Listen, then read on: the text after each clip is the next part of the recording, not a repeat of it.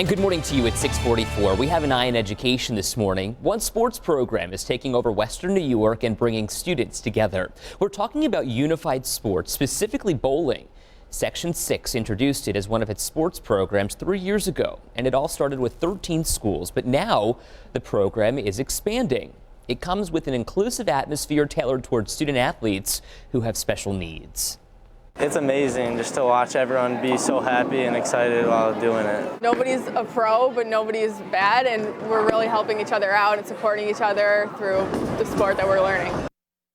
The hope is the learning won't stop. Unified Sports wants to add more sports and opportunities in the future. I'm just trying to get them as involved with music making as I can.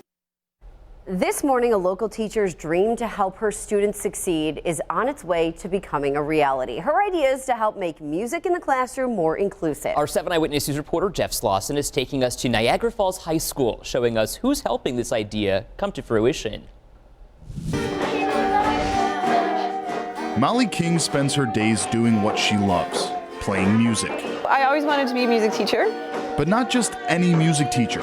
A music teacher for students with disabilities. And I totally fell in love with it. I loved teaching kids with disabilities. It kind of became my thing. It wasn't where I thought my life would go, but now that I've started, I would never change it. Through each class here at Niagara Orleans BOCES and Niagara Falls, King sees the joy music brings to her students. I know that the students are in there, they're having fun, they really want to participate. The students want to participate, but they aren't always able. I have students here that have mobility issues that stop them from participating with the instruments that I have at all. It's inside of them, they know that they can do it. We just need something to facilitate that. That something comes from the minds of these 6 students from the Rochester Institute of Technology. Giving these students some kind of assistive technology to help them do that is just like incredible. Sophia Quinones is one of the students working with this BOCES class to build a drum kit capable of fitting the needs of these students with disabilities. A 3-piece drum kit.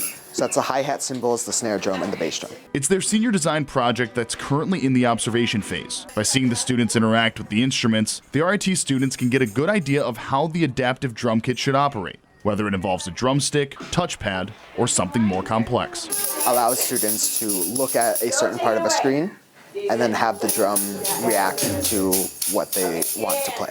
The students will take what they learned from observing the class back to RIT to begin their preliminary designs. It's the start of a year-long project. So we're hoping to have some kind of prototype, just basic prototype out of like cardboard, maybe some sheet metal, something, by the end of the semester, but the actual building phase doesn't happen until next semester. The students don't want to rush this.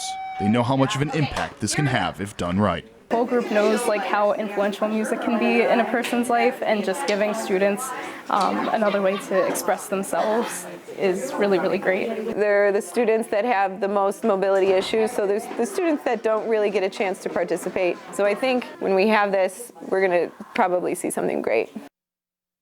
Now, this is a story we are going to continue following as, obviously, this project becomes a reality for them. A couple of cool things about this, because it's being done at RIT, BOCES is not paying a cent to actually get this type of technology, which would be incredibly expensive for them to do so. And the idea is hopefully this will be successful, so then they can make some sort of adaptive art project as well, so these students can have participation in art class as well. Jeff, can't wait to see what they come up with. What a cool story. And you know, the collaboration between these two groups is going to be so rewarding and frankly overwhelming to see them being able to participate. That's awesome. The students, the RIT students, were taking copious amounts of notes. They were scribbling in their notepads. It was really, really cool to watch, and they all seem very excited about it. And the kids are just so incredible, so awesome, and they were so excited, which is really, really cool. Well, thank you for sharing that story, and of course you can see it again on WKBW.com. Looking forward to the updates as am I. All right.